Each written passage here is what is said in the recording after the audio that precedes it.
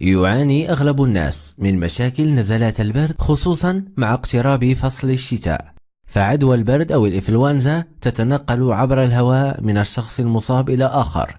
إليك علاج طبيعي قديم لعلاج مخاطر الرئتين طبيعيا. المكونات: نصف كيلوغرام من الجزر، 3 إلى 4 ملاعق كبيرة من العسل الحر الطبيعي، ماء. قطع الجزر واسلقه مع الماء حتى يصبح طري. اهرس الجزر بالشوكة ثم أضف العسل والماء وامزج جيدا حتى الحصول على خليط متجانس. خذ 3 ملاعق صغيرة من هذا الشراب في اليوم حتى تتحسن حالتك الصحية. أتمنى الشفاء.